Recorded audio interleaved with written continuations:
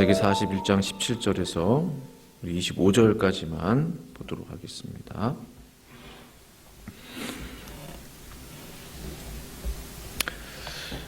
창세기 41장 17절부터 저와 함께 교독하시겠습니다.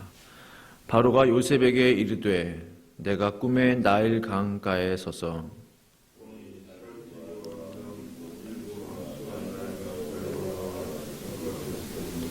그 뒤에 또 약하고 심히 흉하고 파리한 7 암소가 올라오니 그같이 흉한 것들은 애굽 땅에서 내가 아직 보지 못한 것이라. 그 파리하고 흉한 소가 처음에 7 살찐소를 먹었으나 먹은 듯하지 아니하고 여전히 흉하더라. 내가 곧 깨었다가 다시 꿈에 보니 한 줄기에 무성하고 충실한 7 이삭이 나오고 그 후에 또 가늘고 동풍에 마른 7 이삭이 나더니 그 가는 이삭이 좋은 7 이삭을 삼키더라. 내가 그 꿈을 점술가에게 말하였으나 그것을 내게 풀이해 주는 자가 없느니라. 같이 있습니다. 요셉이 바로에게 아뢰되 바로의 꿈은 하나라. 하나님이 그가 하실 일을 바로에게 보이심이니이다. 아멘. 지난 간밤에 편안히 잘 주무셨습니까? 예, 감사합니다. 오늘 아침에 기온이 좀 떨어져 있는 것 같더라고요.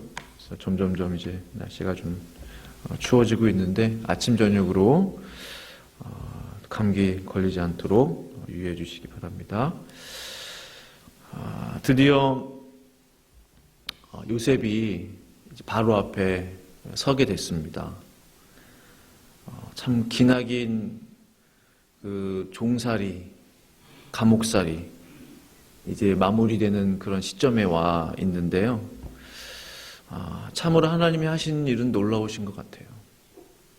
그 누구도 상상할 수 없었고 그 누구도 정말 꿈에라도 꿈꿀 수 없었던, 어떻게 요셉이 그의 신분에 그 바로왕, 당시 최강국이었던 그 바로 그 애굽의 바로왕 앞에 설 수 있겠습니까? 이 모든 것들이 하나님의 디자인이시죠. 하나님의 계획이십니다. 공교롭게도 바로는 꿈을 꾸게 되죠. 잘 아시는 말씀이신데 두 가지 내용의 꿈을 꾸게 됩니다. 하나님은 꿈을 통해서 요셉의 인생을 시작하셨고 또 꿈을 통해서 하나님의 역사를 이루시고 지금 바로에게도 꿈을 주셔서 하나님의 꿈을 이루시는 꿈의 하나님이시다. 물론 그 당시에는 성경이 없었기 때문에 하나님이 말씀하실 수 있는 방법이 선지자를 통해서나 아니면 꿈을 통해서 직접 나타나 천사나 그런 직접 나타나서 말씀하시거나 그런 방법들 뿐이었기 때문에 꿈을 통해서 말씀하시는 경우들이 참 많이 있었던 것 같아요. 하나님은 꿈의 하나님이신데 오늘 말씀 17절 보니까 바로가 요셉에게 이르되 요셉에게 꿈 이야기를 이제 하게 되는 겁니다. 그 내용은 우리가 잘 아는 말씀이십니다. 나일 강에서 아름답고 살찐 7 암소가 이제 올라와서 이제 풀을 뜯어먹고 있는 장면. 또 그 뒤에 힘이 약하고 흉한 그리고 마른 7 암소가 이제 올라와서 그 살찐 7 암소를 이제 잡아먹게 되는 거죠. 그러나 잡아먹었지만 여전히 흉하고 여전히 이제 파리한 모습의 꿈을 꾸게 됩니다.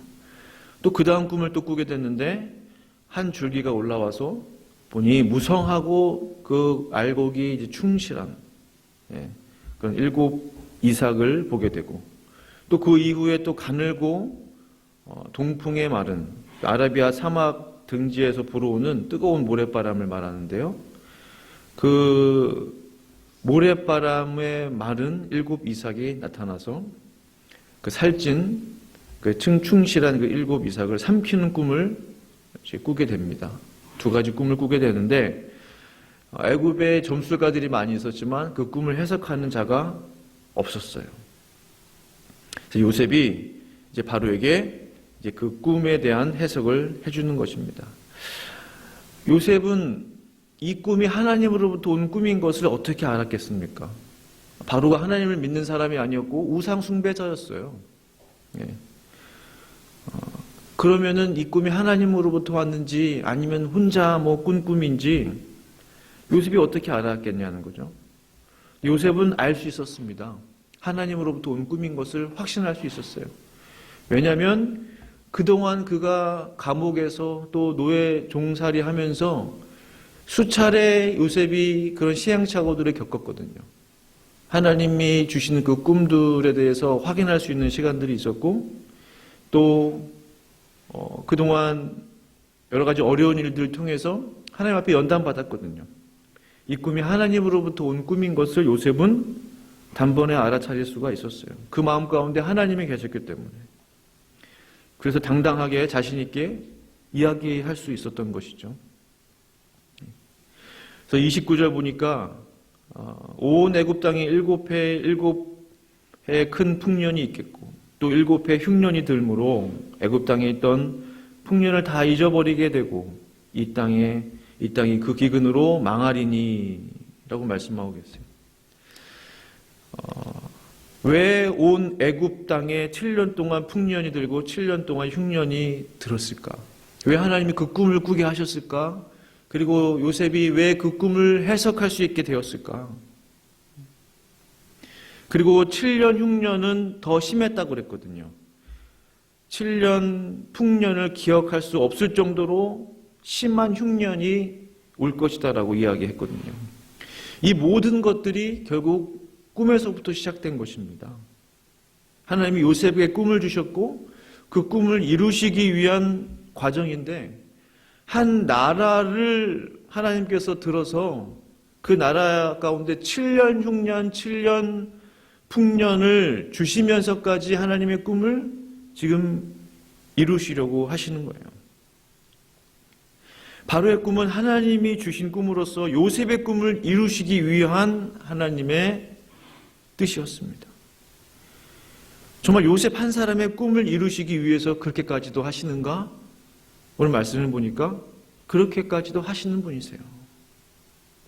사실 요셉의 꿈은 요셉의 꿈만이 아니었어요. 사실 요셉의 꿈은 야곱의 꿈이었어요. 창세기 32장 보시면요. 하나님이 분명히 야곱에게도 그 말씀하셨거든요. 너를 통해서 네 자손이 바다의 모래와 같이 많게 할 것이다. 근데 그 꿈은 원래 야곱의 꿈이 아니라 아브라함의 꿈이었거든요. 아브라함에게 주신 하나님의 비전이었거든요. 아브라함에게 주신 하나님의 꿈과 비전이 이삭에게 내려오고 이삭으로부터 이제 야곱에게로 내려오고 그 야곱에게 주신 하나님의 꿈이 요셉을 통해서 요셉에게 꿈을 다시 한번 보여주시면서 이루고 계시는 그 하나님의 놀라운 꿈. 그 하나님을 알지 못하는 바로를 깨워서 그에게도 꿈을 주셔서 하나님의 놀라운 역사를 지금 이루고 계시는 것입니다. 참으로 하나님은 꿈의 하나님이십니다. 우리가 꿈꾸는 거 하나님 앞에서 꾸는 꿈은 너무나 좋은 일이에요. 그 꿈이 하나님 안에 있다면, 주 안에 있다면 그 꿈은 복된 거예요. 하나님은 꿈의 하나님이시라니까요. 꿈을 통해서 그 믿음의 조상 아브라함을 부르셨잖아요. 아브라함과 이삭과 야곱의 하나님이시잖아요. 어떤 의미에서는 하나님은 야곱과 이삭과 그 야곱의 하나님이신데 꿈을 통해서 끊임없이 환상을 통해서 계시를 통해서 하나님은 역사하셨습니다. 우리가 꿈꾸는 것은 당연한 거예요. 왜냐하면 하나님이 근본 꿈의 하나님이시기 때문에. 요셉은 당당하게 이야기합니다. 그런 꿈의 청년이었기 때문에. 바로께서 꿈을 2번 겹쳐서 꾸신 것은 하나님이 이 일을 정하셨습니다. 하나님이 속히 행하시리니 하면서 33절에 이제 바로께서는 명철하고 지혜 있는 사람을 택하여 애굽 땅을 다스리게 하시고, 바로께서는 명철하고 지혜 있는 사람을 택하셔야 된다라고 말하고 있는 거죠. 리더의 조건이 여기에 있는 것입니다. 명철하고 지혜 있는 사람. 명철하고 지혜 있는 사람. 영어 성경 보니까 discerning and wise라고 되어 있어요. discerning에 좀 제가 집중하게 됐어요. 네 가지 단어가 탁탁탁탁 떠오르더라고요. 처음엔 분별력, 그다음에 판단력, 결단력, 추진력. 이 네 가지 단어가 생각났어요. 이 명철함이라는 단어를 뜻하는 디서닝 안에 먼저 분별해야 돼요. 뭐가 옳은 것인가, 뭐가 그른 것인가, 그걸 분별해야 됩니다. 분별했다면 판단해야 돼요. 아, 이것이 옳구나. 판단해야 됩니다. 판단했다면은 판단하수로 끝나는 게 결단해야 돼요. 아, 이것을 해야 되겠구나라고 결단을 해야 하고 결심을 해야 됩니다. 결단과 결심으로 끝나면 돼요. 일이 안 되죠. 추진해야 됩니다. 추진력이 있어야 돼요. 그래서 명철하다, 디서닝하다는 것은 분별력과 판단력과 결단력과 추진력을 갖춘 사람. 이 네 가지를 갖춘 사람이야말로 리더로서의 자격이 있는 사람. 이 네 가지가 돼야 하나님의 역사를 이룰 수 있다는 거죠. 그럼 지혜는 뭐냐? 와이즈.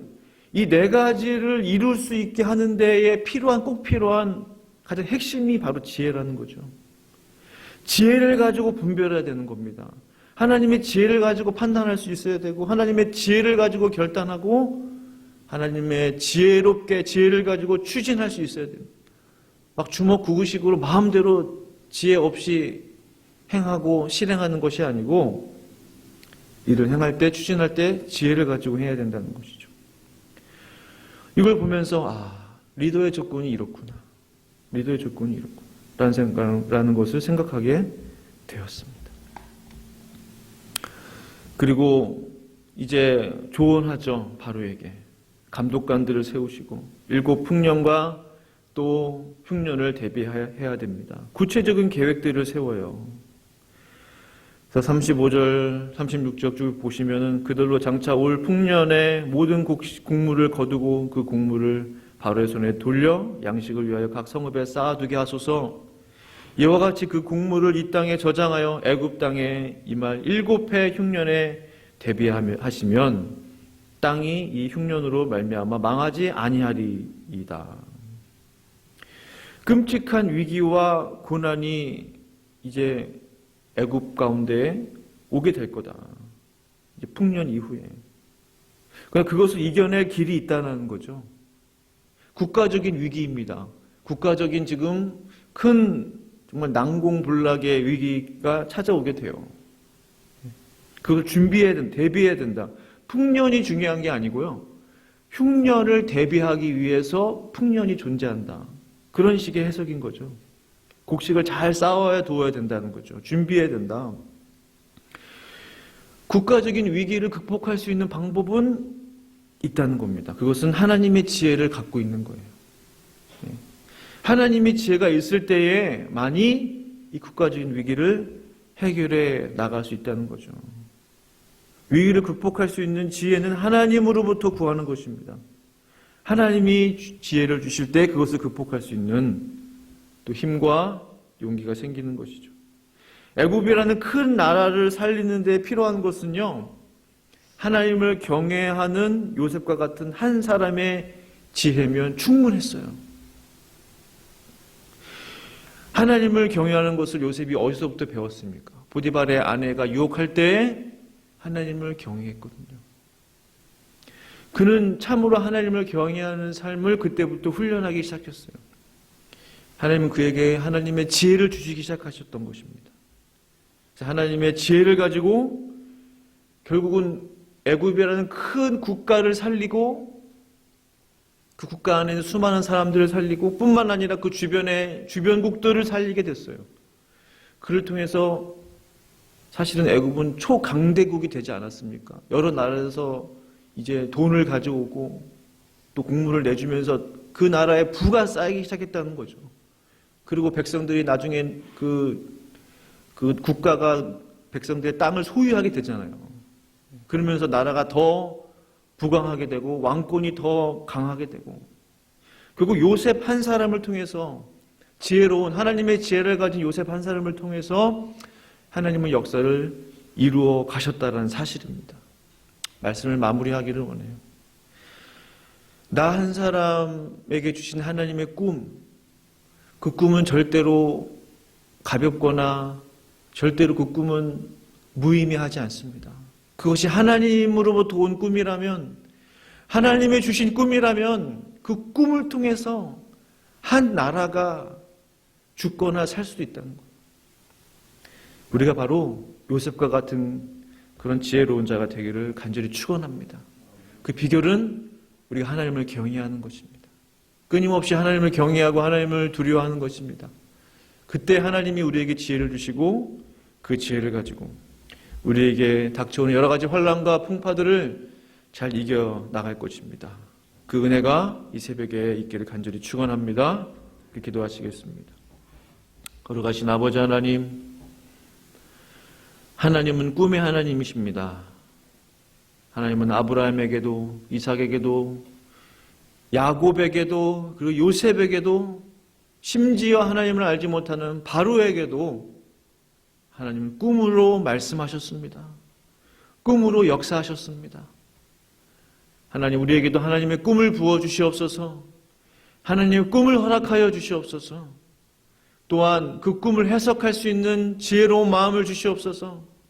요셉과 같은 지혜를 우리 가운데 허락하셔서 하나님이 부르시는 그날까지 하나님이 주신 그 지혜가 떠나가지 않게 하시고 우리의 기억력이 약하여지지 않게 하여 주시고 더욱더 총명하게 하여 주시고 discerning and wise의 마음을 주셔서 우리에게 주신 하나님 그 일들을 잘 감당할 수 있도록, 우리에게 맡기신 주의 일들을 잘 감당할 수 있도록 주님 역사하여 주시옵소서. 감사하며 예수님의 이름으로 기도합니다.